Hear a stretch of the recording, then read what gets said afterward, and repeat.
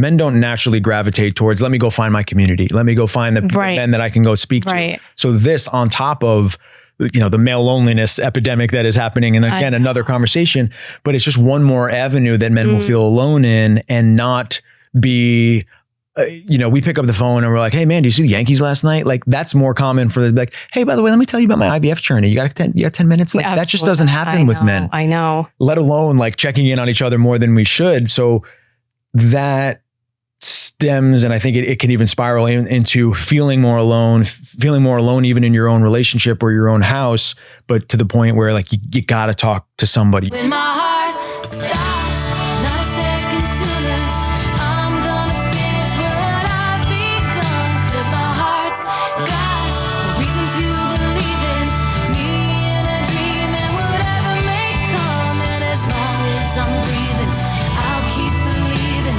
that I'm not done until my heart stops.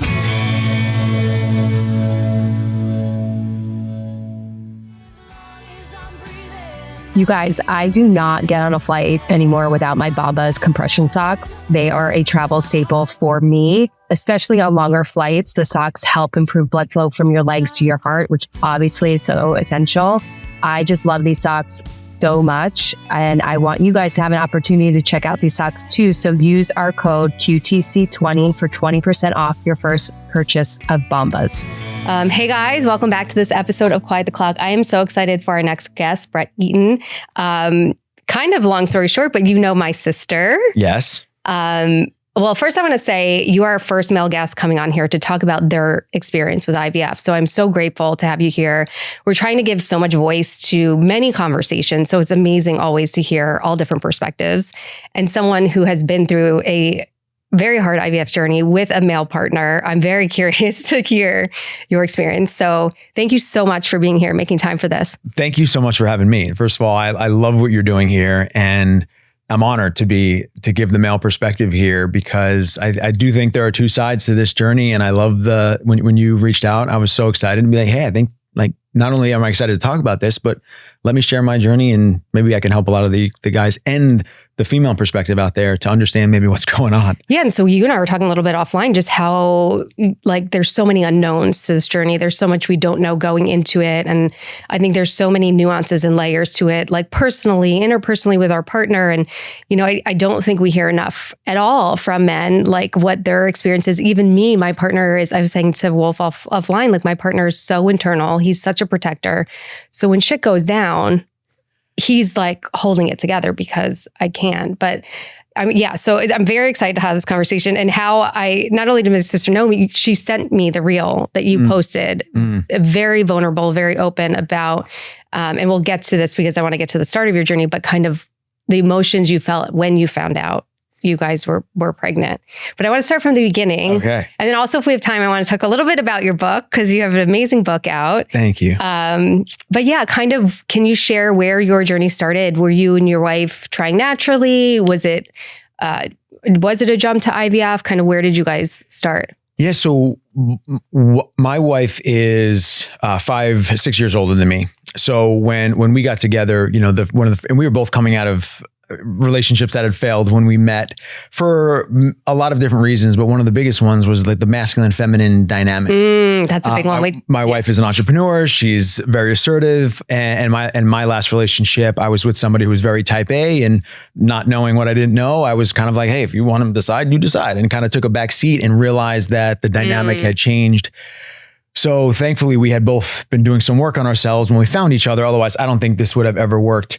And I also think when you find the person that you want to be with, it is not necessarily that you figured everything out. It's like, hey, this is the person I want to do the rest of the work with. I know. It's so true. It's so true. And I think there's such beauty. I met my partner at 34, and, obviously the overarching theme here is timelines and timeline anxiety. And, looking back, the beauty of having those other experiences to grow and to learn, and to maybe meeting somebody a little later. No, I don't even want to say later in life, but with more experience. I think there's just so much value to that. And similar to you, I swear if I'd met my partner 2 months earlier, it wouldn't have worked.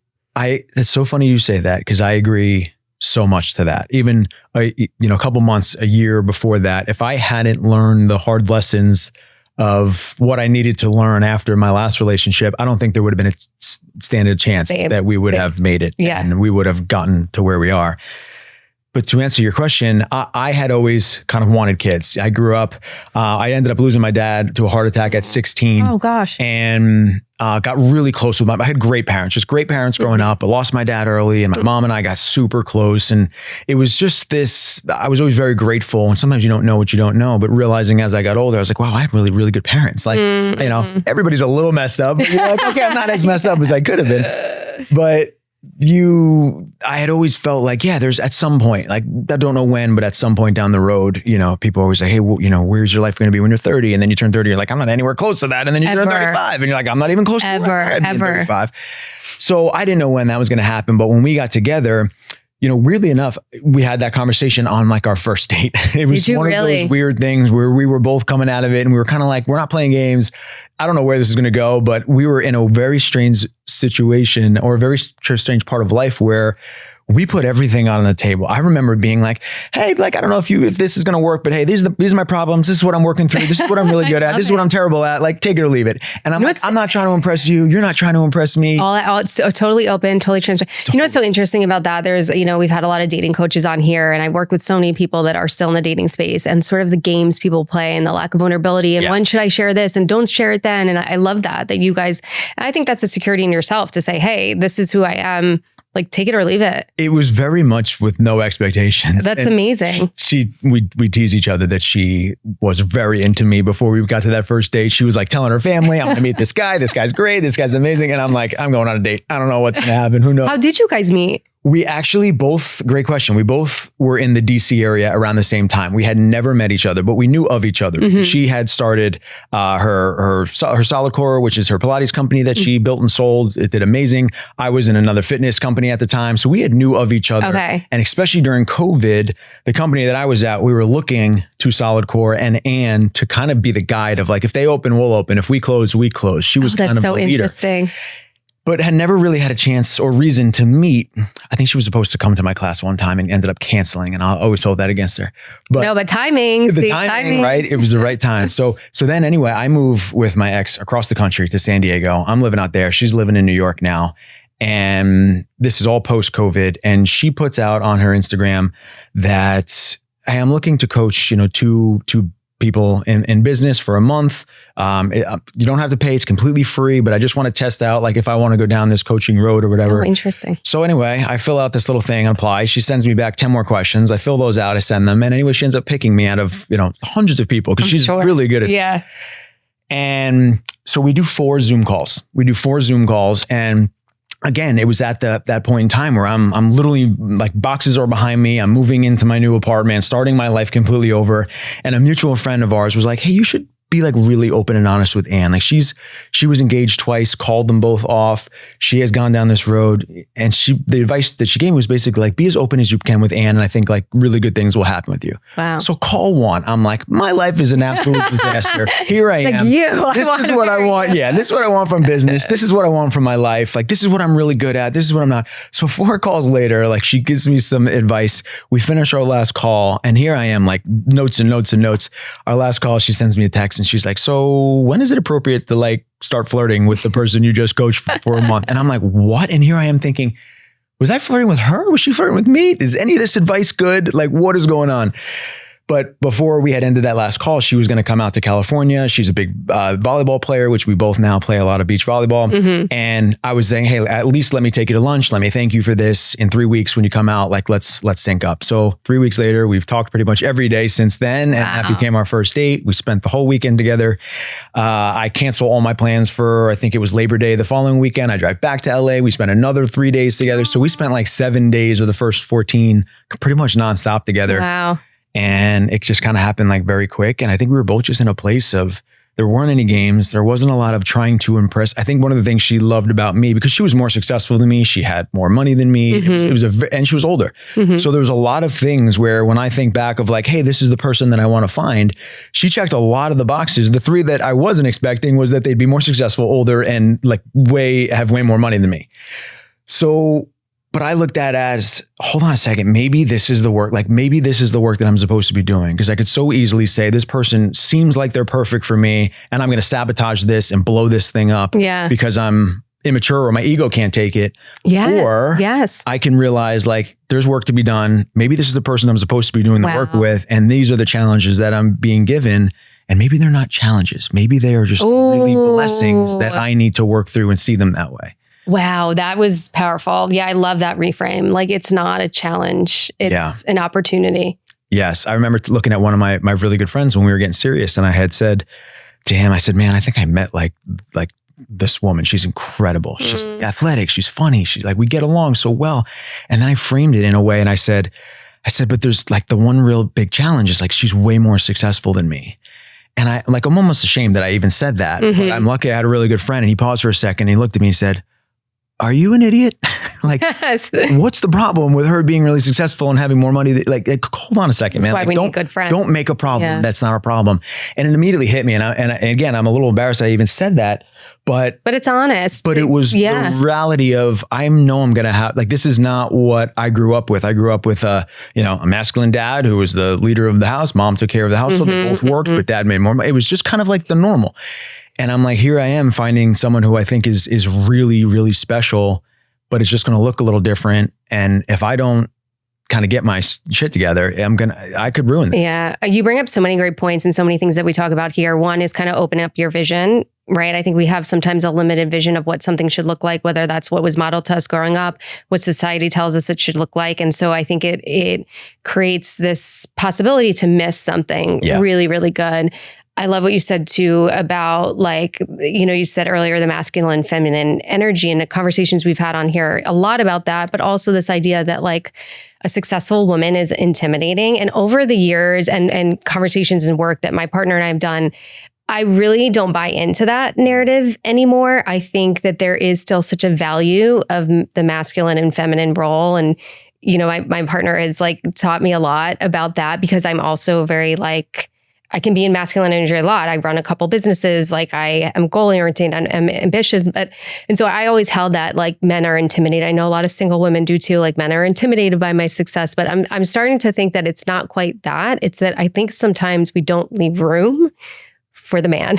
Yes. Yeah. I love that you kind of teed that up. And if my wife was here, she'd be chipping in right now, being like, hold on, let me take this one. Yes. Well, my wife and I have run a couple of retreats, like where we host retreats at our house and we call them like Win Where It Matters. And we focus on health, wealth, relationships, and fulfillment. Amazing. And we've even hosted like founders and entrepreneurs and stuff like that. And what's funny is like what we didn't realize, the conversation that needs to be had more is the really successful, powerful women in the room. And they are all looking at Anne being like, tell us how you found, a partner. Not saying that I'm the greatest thing ever, but how did you find a man that is masculine, that is confident, that is allowing, this to work?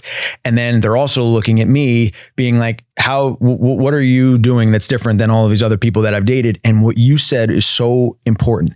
It is not just the male or the man or, whatever partner creating this, being the masculine one and stepping up and providing is going to look different. And I knew that right away. So when I realized like, I'm with a woman who does not need my money. What does that look like? And because it's not that I don't want to provide, that's still a need that I actually want to fulfill in my relationship. And she also needed to create some space of like, what is that going to look like?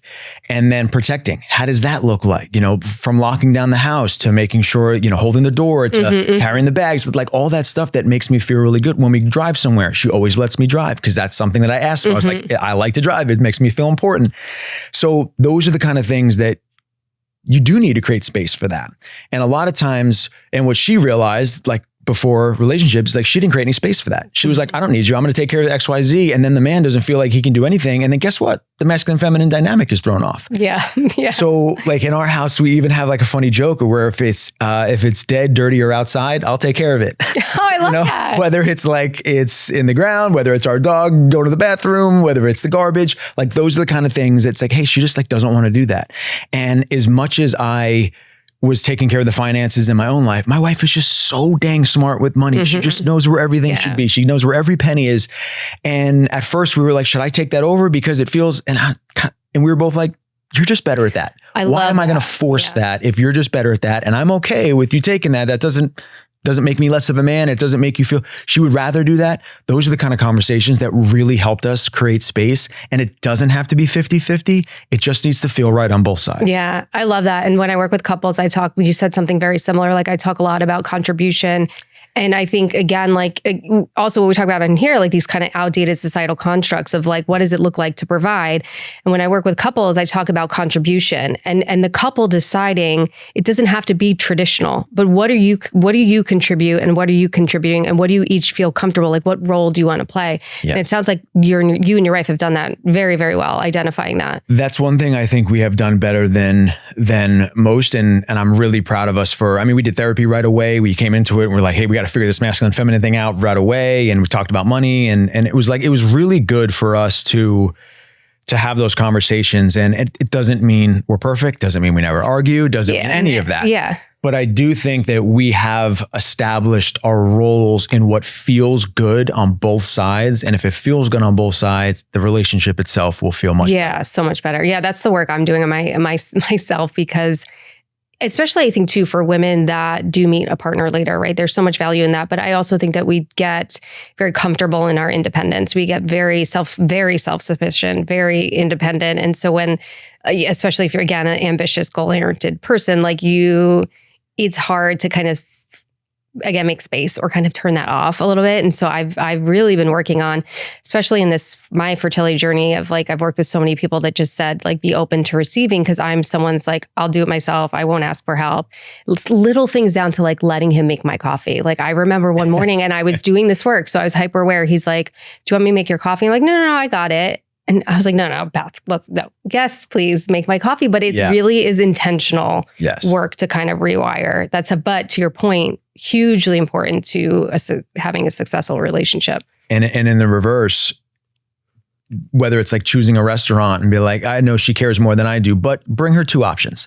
Bring her to like the idea of, yes, I know she can make that decision, but how can I chip in and basically make life easier for her right. without her needing to ask.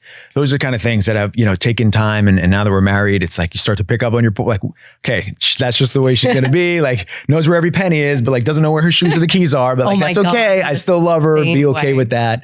Like that doesn't mean, the things that you can live with that are not important. Yes. Picking the battles. Okay, we diverged, but that was an amazing sidebar.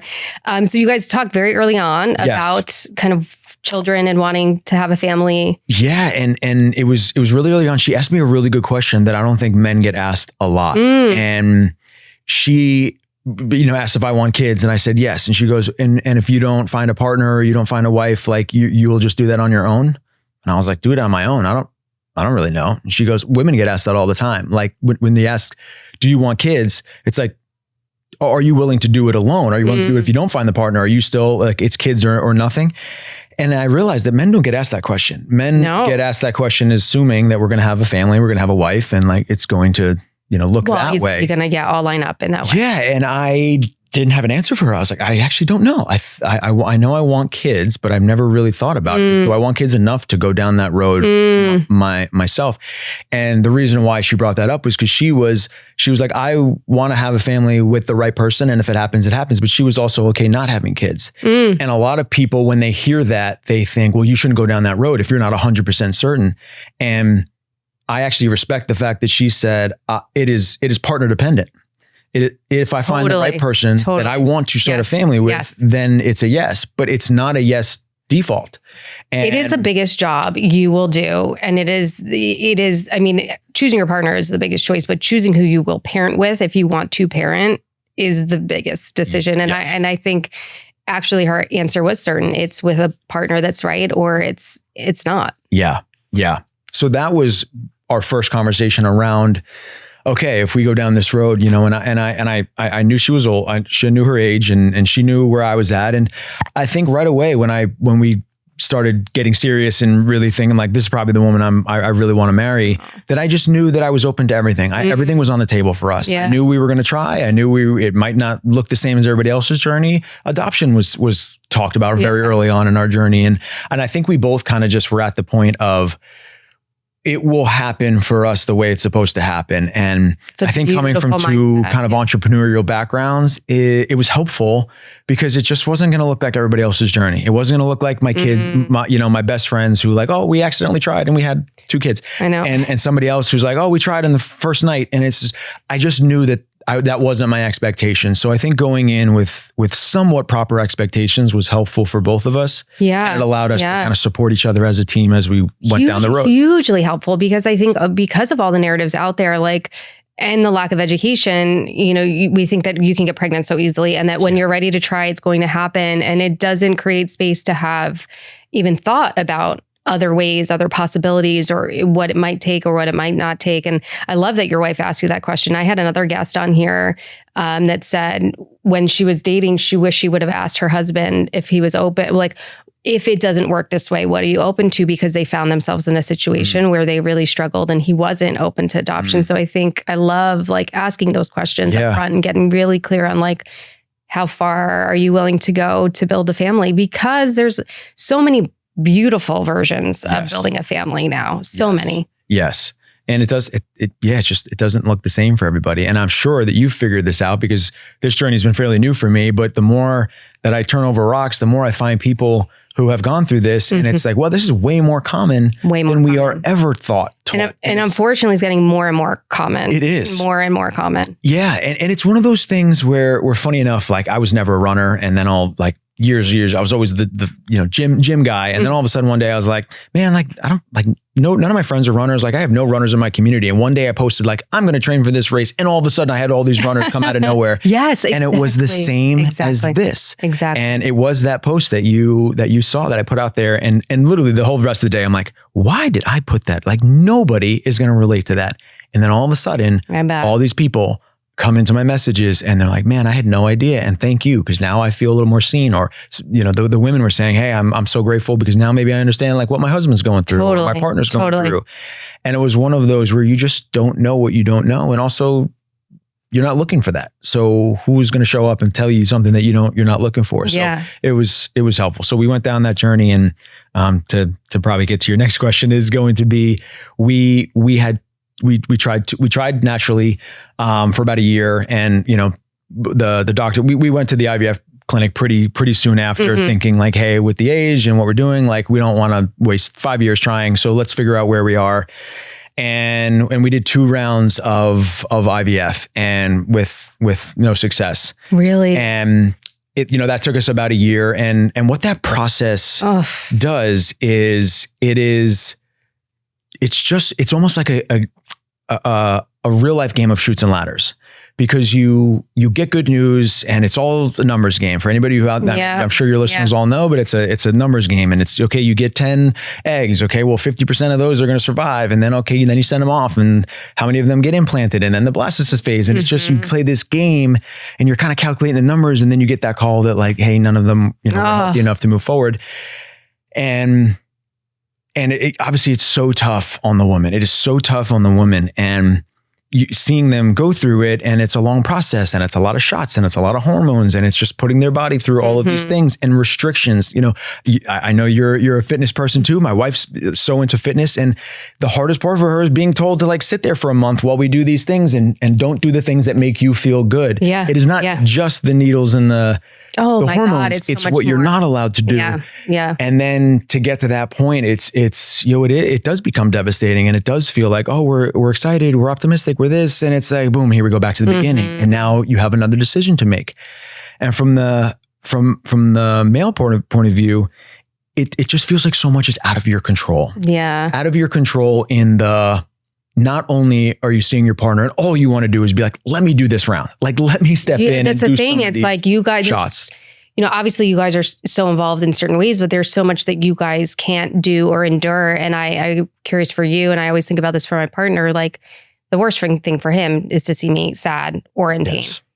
And feel helpless, like he can't do anything. So I'm wondering for you, kind of similar feelings watching your wife go through all. Yeah. And my wife is a very mentally strong person. Like she's a great partner to go through, and she pretty much can keep her emotions in check, and she's good at that. But it's like, you also know when your partner's struggling, and it's hard to see it's hard to see your partner go through something without success, especially when they're used to just, oh, I'll figure out a way. And again, this is where the entrepreneur, like business owner part of you is hard, because usually it's like, well, we'll get to the result. Just let me try again, or let me do it a different way. And this is just like, there are things out of the control. That was really, really hard for me, because similarly, probably to your wife and yourself, is like the input, there's an outcome to the input that you put in. And with IVF and fertility, it kind of, in some ways and other ways, yes, it matters. But like sometimes you can put everything into it and get the phone call that they didn't make they didn't make it, or I don't know if you guys genetically tested, or you didn't get it. Yeah. It's devastating, because you're just so wired that it's like, oh, if I work hard enough and your wife has been very successful, you're very successful. It's like my partner said that to me too. He's like, you're not used to failing. And I'm like, I'm not. And it's hard to look at. You're trying to decide, like, is it failure? Is it not failure? Right. Is it right. What is connected to what we're able to control and what isn't? And I think that was the hardest part of, and there were even times throughout the process where I remember one of the times we actually came to New York, and maybe some of the guys out here will relate to this, but we came to New York, and my whole job with this process is make sure you have all the needles, make sure you have all the injections and like all of the stuff that you need. I pack it up. I got the ice pack. I'm packing the things. I triple check it. We get to New York, and we still don't know how it happened. And whether she opened it up and went to pull one thing out or something, but we get there and we're like missing one of the things that we need. Oh God. And that happened to us twice when we traveled. Oh God. And here I am being like, I have one job. And the second time that it happened, like I really beat myself up to the point I'm like mad, like not at her. I'm just like, I can't believe I messed this up. And now I'm like sprinting to Walgreens. We're calling in like the favor. We're getting all the things and we got back to the room and like everything worked out fine. And my wife was like, it's okay. Like she had to calm me down. Yeah. And that was another one of those moments where it's like, man, I just like how I triple checked that. Like, how did I mess that up when you have one job? She's doing everything. And like, all I'm trying to do is make this easier on her. And all I did was like add stress to our life. And it's those type of moments that happen. I know they're human mistakes and who knows what happened after I triple checked, but it's just like those things happen. Yeah. But they are devastating when it comes to feeling like you have one role in this and you didn't even do your role right. Yeah. So in the times, like, I guess my question is like, what did it feel like to feel like you only have one role? I think you have more than one role. Yeah. And also like when you were getting disappointing news, like how much room did you feel like there was for your emotional needs or reaction to that? Yeah, not a ton. And that's has nothing to do with my partner. She was really good at asking, how are you feeling through this? Mm-hmm. Like she did that a lot. And there's kind of one of those things where you go back and forth where it's like, not that I want to lie, but like, just don't need to put more on there. Right. Like, just like kind of like, I hate to even say like man up and just take on what you can take. But there were parts that were challenging. Obviously the news is just as devastating for us, but what I always felt like is because there were so many options on the table, I felt very out of control of when we were going to go to the next option. Because at some point we're not going to try this 400 times with unsuccess. Like we're going to move to another option. Right. And, from the, whether it's genetically, my baby or whether we adopt or whether but it felt very much like if I could take one of the rounds or I could do I would say like, I'll do another one or I'll do this one, but it's very much in the woman. And you almost feel like even though they're your partner and you're in it together, it does feel like at any point in time, they could be like, I don't want to do this again. And very much the man be like, I support that. I understand that you don't want to go through that. Yeah. But it doesn't feel like you're necessarily totally in control of your destiny. So it's a weird dynamic and it's a strange kind of place to go through. It really, I'm just listening to you and I'm thinking about my own experience and my partner through the experience. And I'm curious if you have any like suggestions for women because it's not that, I don't think it's that we don't want to give them space, but we're so in our, or at least I'll speak for myself. We're so in our lane of like, and it almost makes me feel sad. Like, did I give him enough space and optionality and input? Cause I was just like, I was a train that was not going to be stopped. Yeah. Like we were doing this, like we're on to the next thing. And, in the most respectful way, I think he allowed me to do that. But now that we're kind of on the other end of it, I'm like, how would I have done that differently? How would I have made him more of the conversation or the decision making? Or, I think ultimately like he just wanted me to be happy. But now I'm listening to you and I'm like, gosh, how would I have done that differently? Or how would you suggest women like give more voice and more space to their partner in the process? That's a great question. And probably like anything, communication is number one, and communicating and asking questions to the man, I think is helpful of like, hey, how does this feel? What happens if we, I think going down that road, and it's it is challenging for a lot of reasons. It's mostly challenging because it's very strange to, and like to think I'm a very optimistic person, and I tend to think things are going to work out, even if it's delusional. And in this process, while that was 50% of me, there's this other 50% of you that has to just prepare for kind of worst case scenario, and and that you have to be strong enough to get that call or to get that news, or if your partner falls apart, or if they can't handle it, like, you just have to kind of be ready. And I don't really live my life expecting the worst, but down this journey, I felt myself, and I kind of felt it spilling over to other areas. I felt myself being like, well, if this doesn't work, and I'm like, if this doesn't work, why would I ever say that about this upcoming event or this upcoming thing or this speaking event that I'm trying to, but like, well, if they don't pick me, I'm like, I've never said that. So where is that coming from? And I started to realize that was starting to drip into my mindset of kind of playing worst case scenario way more often than I needed to be. Yeah. But I really wanted to make sure that like, hey, you can, if you need to get emotional, if you want to scream, but like, here I am. And I just kind of trained myself to always be, okay, what's our next step? Okay. What's our great news? Okay. What's our next step? Not too high. Bad news? Okay, great. What's our next step? Kind of just boom. Yeah. Even keel. Yeah. And while it was helpful during that process, there were some like emotions that I needed to work through and talk to some people and friends. And the more people that I now know are going through this and surround yourself with it, you start to realize like, oh man, like these feelings aren't unique. Other men have felt this way. And, this feeling of not being able to celebrate certain milestones also was like, hey, that's also not unique, because you just get a little fearful, and it's understandable of why they're there and where they come from. It doesn't mean they're comfortable, but at the same time, you start to be like, yeah, okay, give myself a little grace here, because I understand that was needed for this particular journey. It's so difficult in so many ways. And I think in your post, you said like it robs from you, it steals from you, and it can change you in a lot of ways. And so to hear you say like, I was never the person that kind of thought things wouldn't work out, and you're watching it spill into other.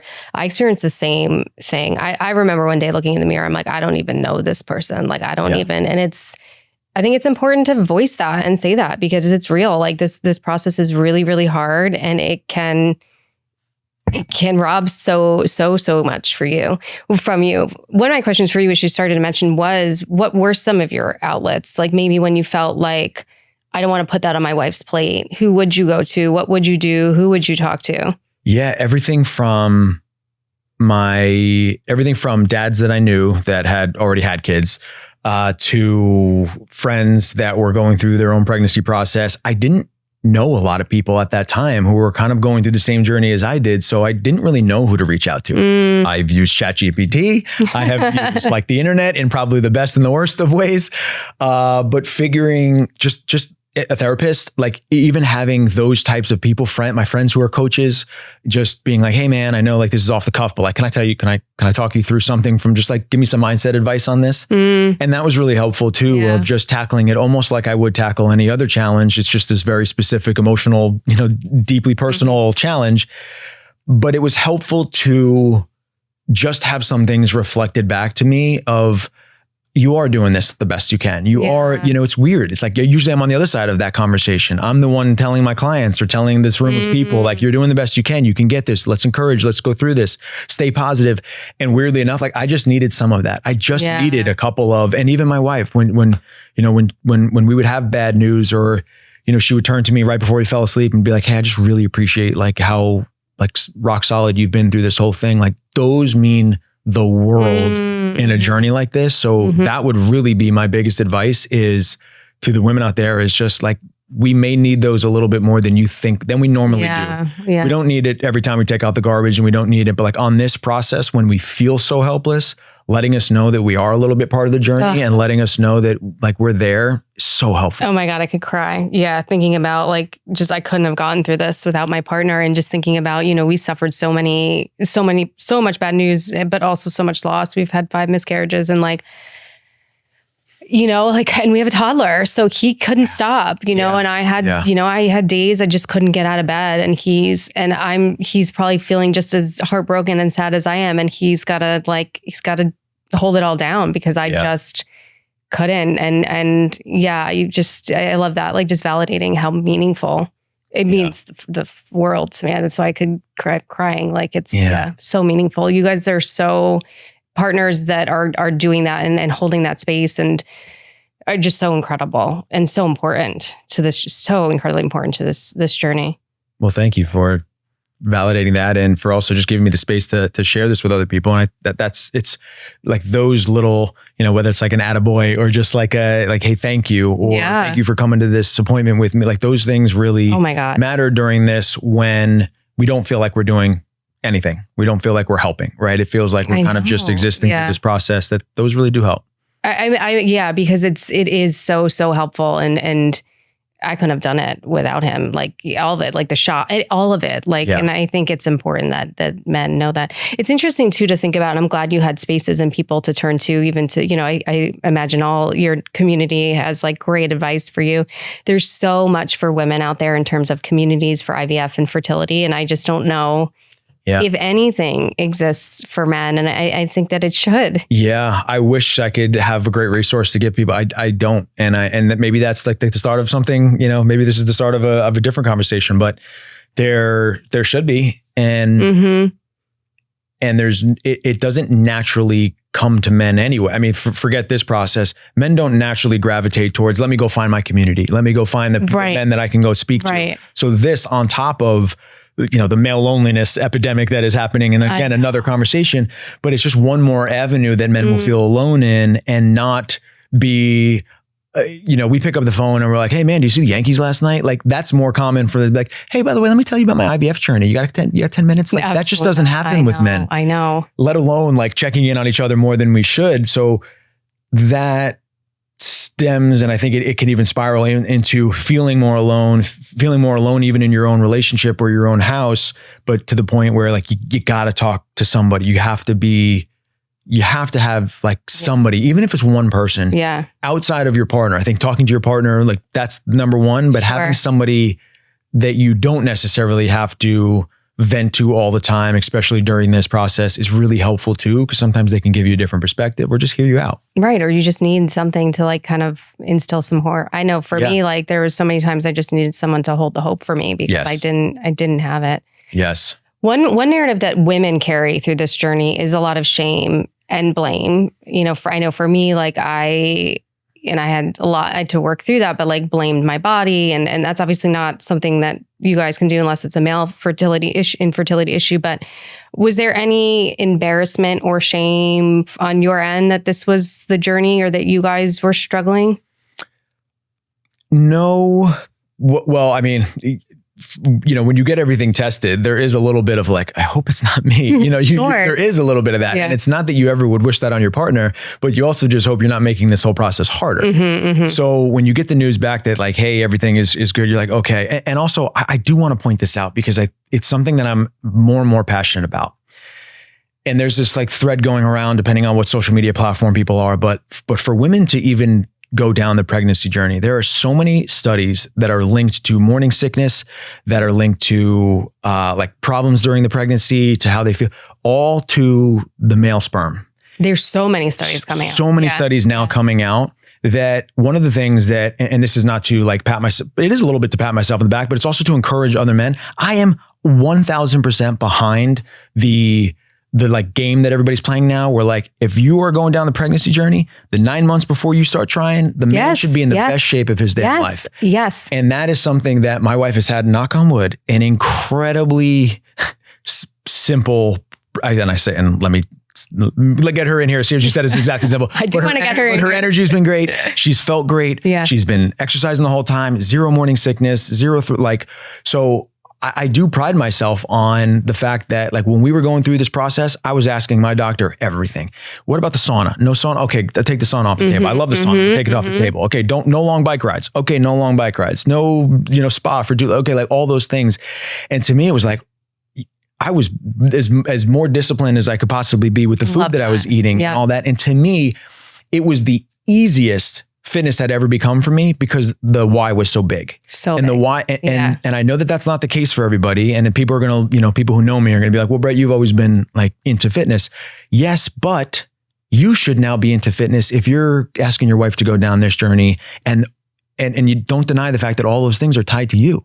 Yes. So that's just something I want to put out there. And thank you. I'll wave the flag for the male population here of like, do we owe that? Like we owe that to our partners. Yeah, I think for such a long time. And again, there is so much more research coming out in terms of like male fertility and impacts of that. And I think for such a long time, the burden was solely on women. And if there were issues, it was naturally assumed that it was the woman and they were the one that had to do all the work and do all of the things. And so I do appreciate you saying that. I think that is extremely, extremely valid. And it's so important to put out there. Yeah. And from, my high performance background space, there are worse things that somebody could do than get in the best shape of their life for 9 months while your partner goes pregnant. And then guess what? Maybe like you taking alcohol out for 9 months becomes the new norm for you. Maybe this routine that you've created becomes a new norm. Yeah. Like there are so many positive ripple effects of this as opposed to, well, that seems unfair. No, it is actually incredibly fair.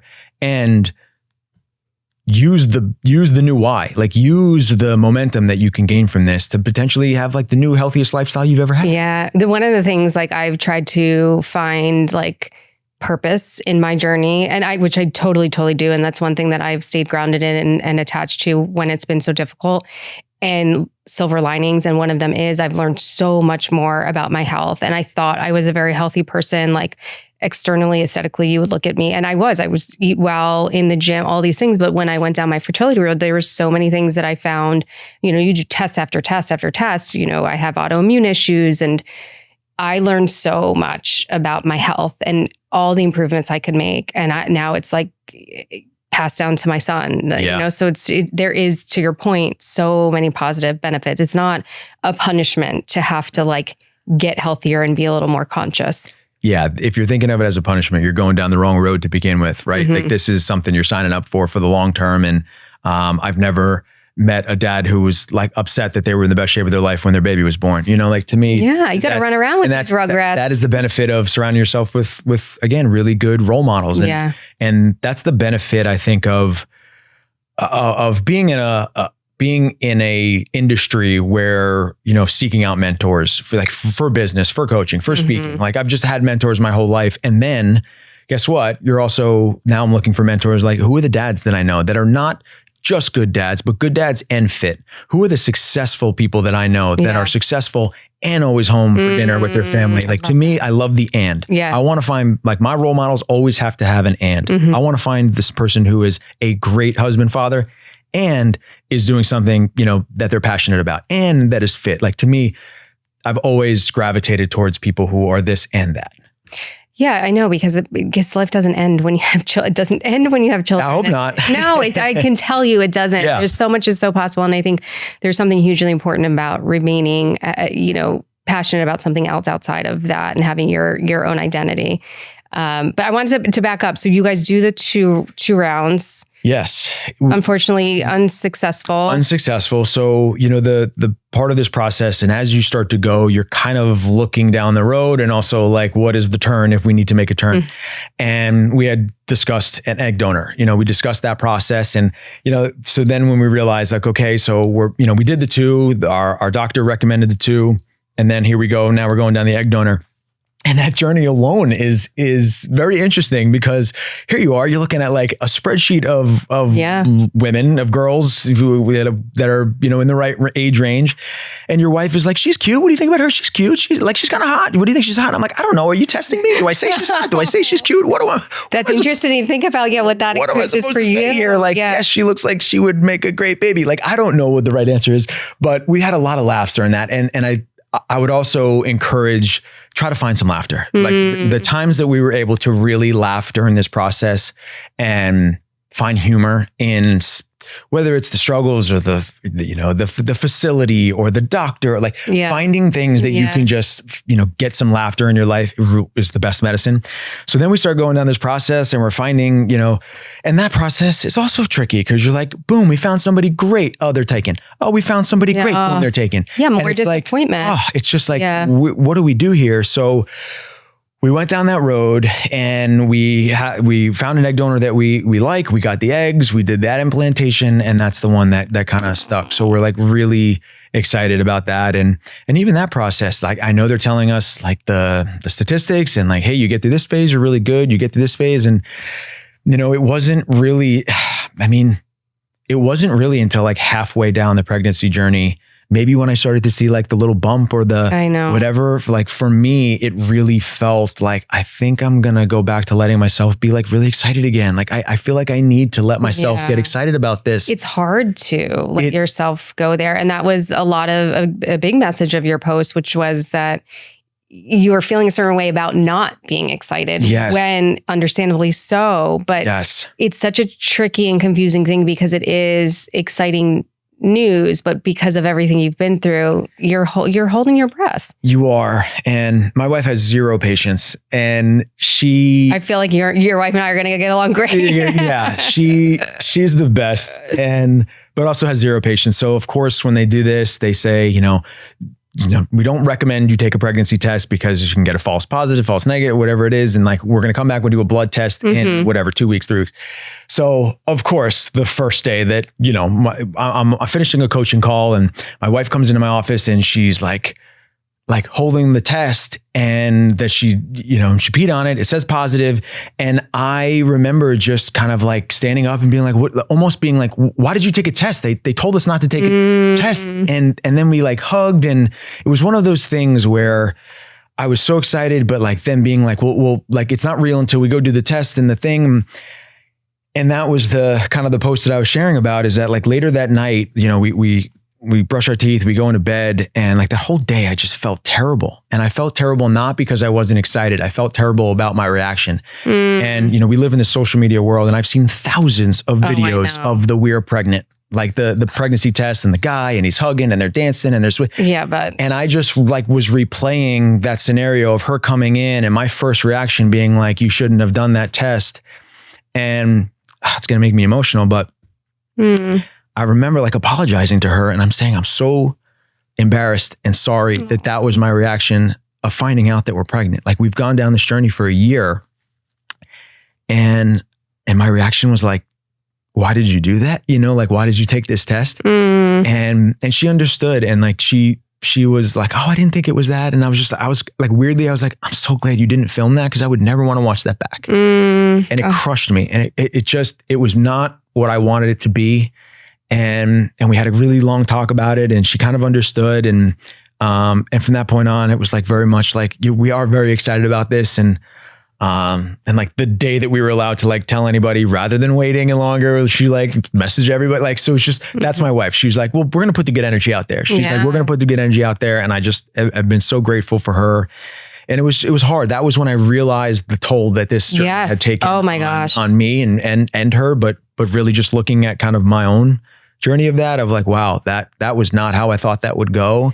It almost feels like I can relate to that more. Like it almost feels like you were holding so much in to take care of her and yourself as well. And it almost felt like that was the moment it kind of came out. It did. It came out, and I didn't think it would come out then, but my lack of, it wasn't even my lack of excitement. It was my lack of ability to enjoy the excitement. I was really excited, but there was almost like this muzzle on the excitement and like a conflict of, I want to be so excited right now, but my fear is that my excitement will make her so excited. And then that just means that's a further fall on the game of Chutes and Ladders. Wow. So it was almost this like protecting ourselves. And that's like when we got to like the 5-month mark and 6-month mark, and like now her belly, it's just, I have just felt myself like it's all positive again. And it does come back. And I hope anybody that's feeling this and maybe relating to that story. And that was that post that I put out. And, when we were talking, before the show, of just, I thought that wouldn't relate to any. It was so different than anything that I put out on my social media and being like, nobody's going to relate to this. I don't think any one of my followers is like, I'm going to lose followers for putting this out there.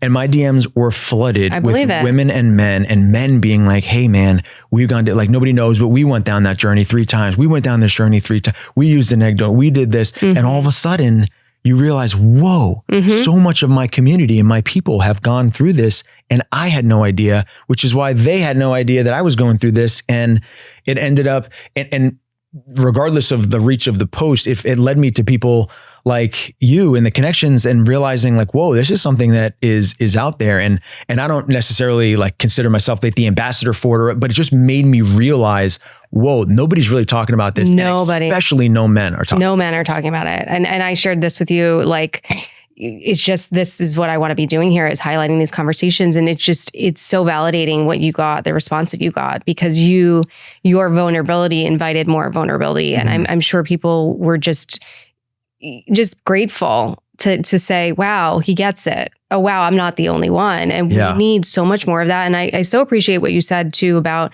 sort of the social media image of pregnancy reveals. And when you go through a journey like this, like you're totally robbed of that. It's not going to be that. Like when I found out I was pregnant, you know, I was in tears because I'm like, well, this is going to just be another miscarriage and I fucked it all up. And you just realize that, okay, it's just going to be a different experience. The whole pregnancy has been a different experience. Like I was in the best way. I'm so grateful for the experience I had with my son. I was blissfully unaware.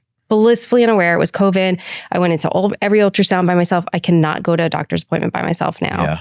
And it's just the reality of things. And that's what we need to be talking about. It changes everything. So the picture perfect, like we are pregnant, it's not everybody's story. And so many stories look very different than that. So I appreciate you sharing your experience with that. I had very similar one.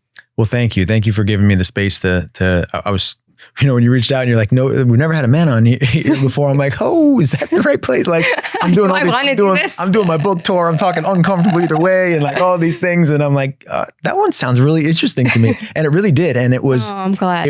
I'm like, hey, that could be a great conversation. And like, maybe it will actually be therapeutic and helpful for me to talk about it. And it really has been, even just leading up to this of like, yeah, there's, you know, if I say that I'm a leader and I'm somebody who leads from the front, like this is the exact conversation that I should be having. And I think we'll also it'll let in some of the behind the scenes. And I think we are so easy to either put people on pedestals or put people's lives and we think we know the whole story, right? Because of what we see. And social media is a tricky place. And it's been the best of worlds. And it's been, you know, an interesting place as well. But it does show some of the behind the scenes of like, oh, I didn't know that. And like, maybe now I understand their journey a little bit more, or it's easy to show when things are going really well, right? It's easy to show we're pregnant, like this is amazing, the best word, but not knowing the steps that maybe took or the journey that took to get there. And to get to where we are today and be in a couple months. I'm not sure when this comes out, but when like couple months away, we're really 1 month away from that process. And it's awesome. And now like really knowing who my dads are, that I'm like, hey, got a question for you. Like, hey, what about this? Or what happens the first month? And just like, you know, really leaning into those resources has been awesome. Yeah. I mean, gosh, community is so important. I have a couple more questions I want to ask you, IVF related. Kind of what was your overall experience with the IVF fertility world? I have lots of my own thoughts on it, but I'm curious. And again, from a male perspective, like what surprised you? What did you feel about it? Like, it feels like very opposite ends of the spectrum. Like there have been, like we've met some great doctors that were amazing. We've had some amazing experiences, and we've had some of like, I can't even begin to tell you, like, I can't believe that those either places exist or just they experience. I mean, I remember the first day we walked into, you know, this one clinic, and you would thought we were walking into like a funeral. I was like, it is so sad in here. Like, and I'm like, that's not what this place should be. Like, why is it so grim? The lights are dark. It's like, everybody feels bad in here. And I felt like, you know, walking in and there's all these women here, and I felt like I'm the guy walking in. It's like, get out of here. Like, this is women only. And I'm like, oh God, am I even supposed to be here? Like, am I allowed? Well, you know, that's an interesting point, because I've had, and I myself have frozen my eggs, but I've had so many women on here that have frozen their eggs. And I think there's so many gaps in this space, but it's very difficult for women to watch other women come in with partners if they're there freezing their eggs on their own. So there's been like, a push for, can we separate those things, which I could totally understand. Like if you're a single woman in your mid 30s and you haven't met somebody and you're watching someone walk in with their partner, and it's not because it's you, it's just because a matter of like circumstance. I picked up on that pretty quickly. And then guess what? When you go to give like your sperm sample and you're there by yourself, everybody knows why you're there. And it's like Brett, and it's like everybody's going to watch me walk to this room and then count how long it takes me to come back. Talk about weird pressure that doesn't need to exist. There has been a lot of strange parts of the journey that you just kind of don't understand. But like, and this is like where we've actually found some solace, my wife and I, of like, we love looking at businesses and talking through, and we're like, okay, if we open an IVF, like what would we call it? How would we do this better? What would the light be? How could we make this place more welcoming? Well, if you do that, I have lots of ideas. Yeah. So like even going down that journey, it was hard. It's just difficult because there's so many different processes.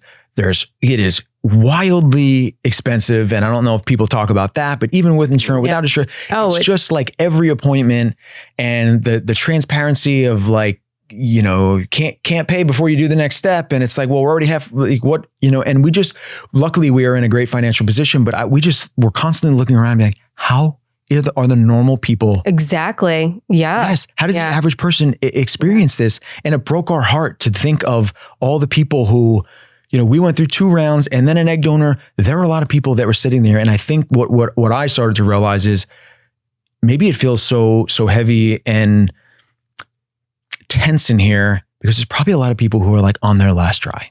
Totally. And because of money. And that is tough. Yeah. That is just real. The reality of that is so tough. And your heart breaks for those people and just wish that there was other outlets and ways to help that. And then you go to the other end of the spectrum of they send you home with these needles and these little vials and the needles. And, the first experience, and this is a kind of a funny story, but they send you home and my wife and I are both college educated. We both think that we're like pretty smart. I'm pretty street smart. I can figure stuff out. And I am like mad scientist in here with the 6 vials and the needles and they're like, we're like calling people and be like, hey, I got to do these first shots tomorrow. Like, just want to make sure they're like, did you watch the video? Oh, you're good. I'm like, that's it. I'm good. Like I've never given a needle before in my life. And you're telling me. I can't believe they like trust us with this. And they just trust you. And I think about the women doing it by themselves. I know. And anyway, so the first thing is like, the video says like, you pull the vial out and then you change that needle with the other needle. And then that's the needle you inject with. Well, guess what? They gave us the needles backwards. I didn't know that for the first week. So I'm trying to draw this out with the thin needle and then it's not coming. And I'm like, be like, everything's fine, babe. Just give me like 2 seconds. I'll just be over here. Oh my God. And then I change it to the big needle. And the first week I injected my wife with the thicker needle. Couldn't tell her that. And she might hear this for the first, no, she knows. But the fact, I'm like, why is it bleeding so much? Why? This is not what's happening. Like, I suck at this. What is going on? And it took me like 4 calls and they're just like, no, you're doing it right. You're doing it right. And then I'm like, can you tell me exactly what number the first needle is supposed to be? I'm like, this video is backwards. You gave me either the wrong syringe or you gave me the wrong needles, but nobody told me that I'm supposed to switch it the other way. Yeah. So the next week, my wife's like, these are getting so much easier. They're like, so much better. And I'm like, yeah, we're getting so good at this, babe. Like, don't worry. Like, this is amazing. And I'm over here like, one job, Brett, one job. But that's the kind of craziness. It's overwhelming. It's insane that I am in charge of that. Well, yeah. And I think what happens too is that these doctors, they're a little desensitized to people's experience. Like for us, a lot of us, this is our first time doing this. For you, it might be your 600th time, but like, let's add a little humanity back into the experience, please. Totally. And just a little personalization of like, hey, let it would be nice if on our last appointment before those, like, let's walk you through exactly what this is going to look like. Let me show you the needle. Let me demonstrate exactly how it's going to work, or maybe I don't know. But it was just one of those where like, the first couple of days we're like stressing over this. Totally. And it's because it has to be done at a certain time. It has to be done the right way. You don't want to pierce a nerve or a thing. Like, it was a little while. And again, that was one of the things we had the biggest laugh at, like later on of just, do you remember the first day we're doing these needles and, I'm sleeves rolled up and looking like a doctor. I'm coming out like scrubs on. And here I am to do this needle. And I'm like, I have no idea what I'm doing. Yeah. Yeah. And then by the end, you're wheeling and dealing in like 30 seconds. No, Rob and I would laugh about that too, because like, the first handful of, when I froze my eggs, like the first handful of nights, it's like, you're so nervous. And like by the end, he's like, we're in the back of a car about to go into a concert and he's like shooting me up and we're both like dying. We're both dying laughing. Like it's just life. Life. Yeah. I would imagine. A couple more questions. Okay. One, kind of, what's your biggest takeaway from this experience? Like maybe something you really learned about yourself, or something that shaped you, changed you.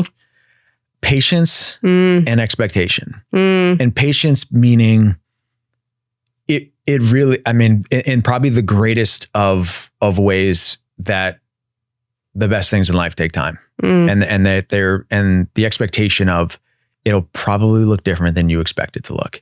And yes, I'm obviously talking about, the journey to a baby, but I'm really talking about how life, like it is just a microcosm of life that you have to be patient. Good things take time. And if you want it bad enough, like you'll figure it out and it will happen no matter how that looks. But you also got to be open to like everybody's book is a little different. Everybody's story is a little bit different. Everybody's journey is a little bit different. And that is also the best part.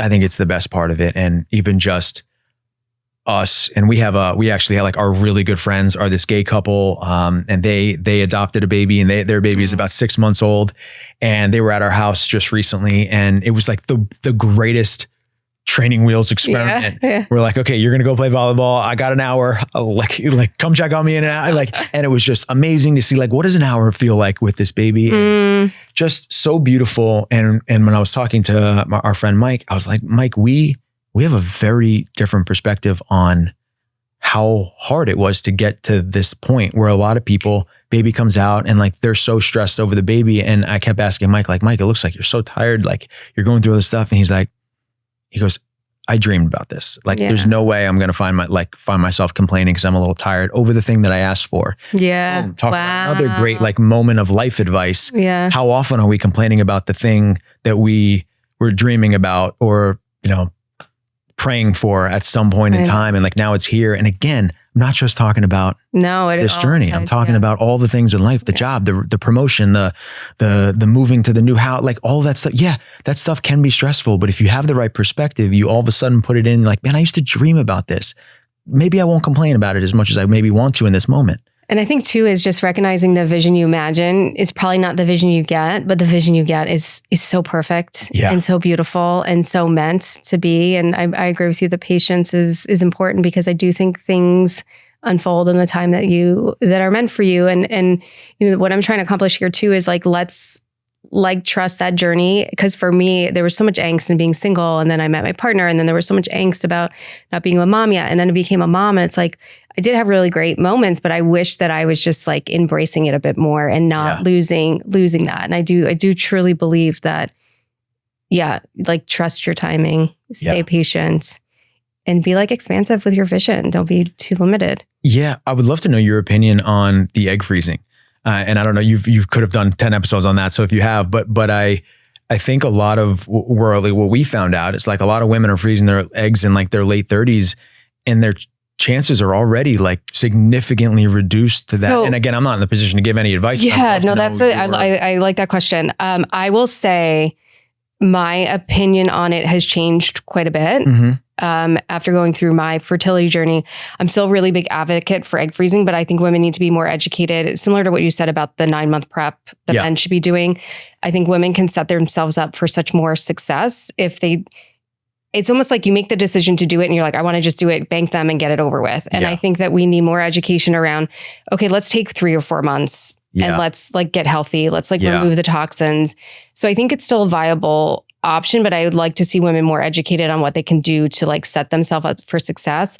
I also will say that it's not an insurance policy. I froze my eggs at 37. Yes. We went to those eggs. We did get a very great number of embryos, and none of it worked. None of it worked. So I think it's an incredible option. One, if it's accessible to you, it's completely expensive too. Yeah, totally. But I just think we need more education around overall health and fertility health and ways to optimize that in a more holistic way, because I do think it's very possible to heal your body.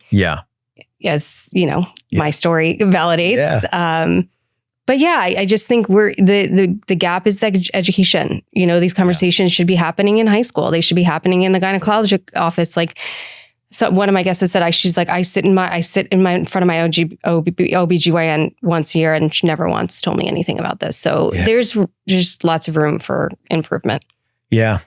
Thank you for sharing that. And it's been helpful even for me to hear, but like the more that I research and the more, videos and everything we watch, it's more like, wow, this conversation should be had. And it's one of those things where you don't know what you don't know. And you also don't think you need it until you need it.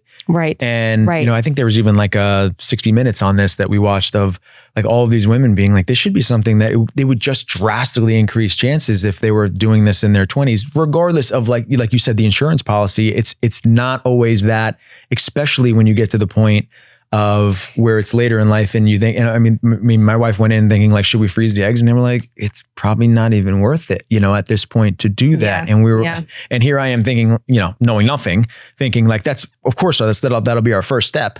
And we go in there and like immediately taken off the table. I'm like, oh, okay. I have no idea what we're in for, but nobody knows. And that's part of the biggest problem. And we definitely need more education on it. And one of the things that frustrates me is I just don't think there's a lot of transparency around options, and there's all the, insurance red tape, but it's like, lay out all the options to us and let us choose. Like, let me choose how I want to spend my money. If it matters, if at 25 years old, I want to put myself in debt to freeze my eggs, like, let me make that decision. And I've had so many experiences where I'm doing things after the fact because they were like, well, that wasn't necessarily necessary at that point. It's a lot of money. I was like, well, let me decide. Yeah. I would have done things so differently had I been more informed. And I think sometimes they just don't give us enough information to make our own decisions. Yeah.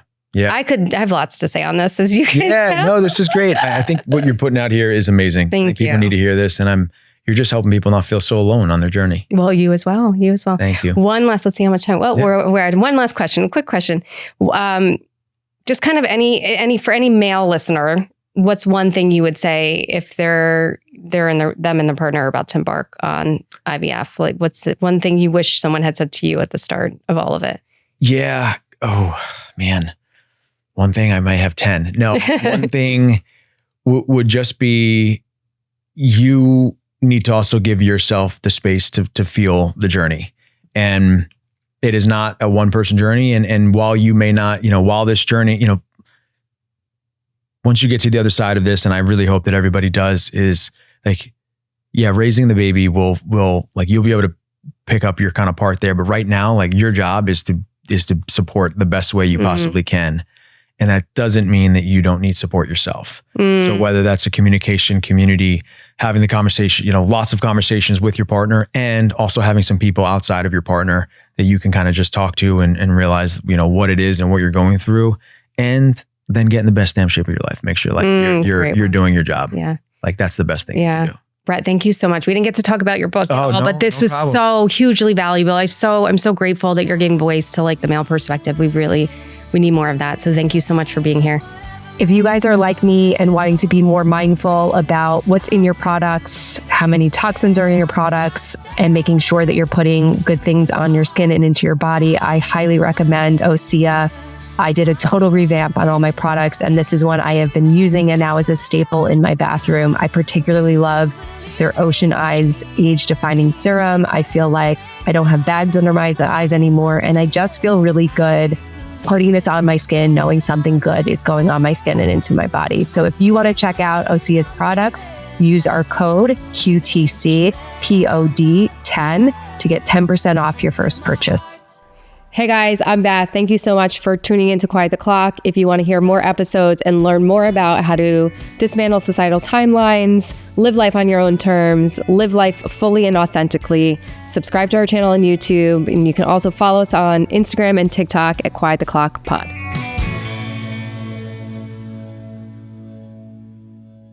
You guys, I'm really excited. We just created all this amazing merch. And so if you're loving the podcast and you want to support our cause and continue to hear amazing episodes, please support us by buying some merch. I am living in these sweatshirts every day. We have a range of colors. We have hoodies, we have mugs, we have hats, we have journals. We have all of the things, and I love having them on because it's just a reminder to quiet the clock, to slow down, to like let life unfold and be happy. So there's meaning and purpose behind wearing it too, which is a nice reminder. So check out our website, quiettheclock.com, to get your merch. If this episode resonated with you, I would love for you to give Quiet O'Clock a follow. We are on all streaming platforms, Apple Podcast, Spotify, Amazon Music, and YouTube. Like, follow, subscribe. Please leave us a review. Continue to join us for conversations on how to rewrite your own timeline and live life on your own terms.